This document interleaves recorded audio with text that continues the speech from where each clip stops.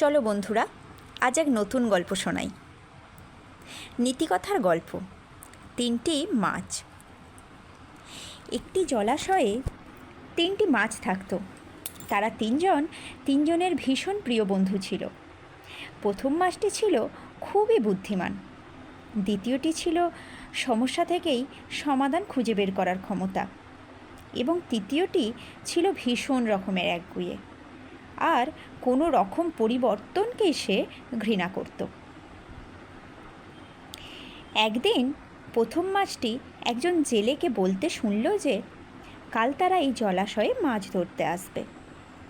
বিপদ অনুভব করে প্রথম মাছটি তার প্রিয় বন্ধুদেরকে সতর্ক করল এবং বলল, দেখো বন্ধুরা, আমরা এই জলাশয়ে আর থাকতে পারবো না।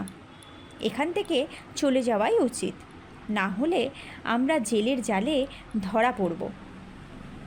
দ্বিতীয় মাছটি বলল, আমি এখানেই থাকব, আর যদি ধরা পড়ি তাহলে আমি নয় উপায় খুঁজে বার করব।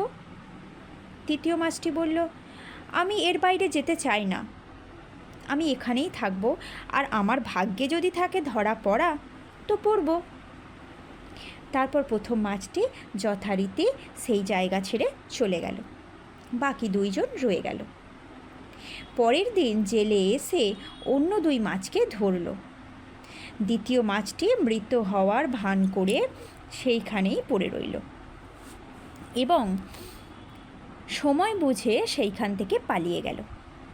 তৃতীয় মাছটি কিছুই করল না, তার জন্য ধরাও পড়ল এবং মারাও গেল। তাই বন্ধুরা, আমাদের প্রত্যেকেরই পরিবর্তনের সাথে নিজেকে মানিয়ে নেওয়া উচিত এবং বিপদ বুঝে অবিলম্বে পদক্ষেপ নেওয়া উচিত।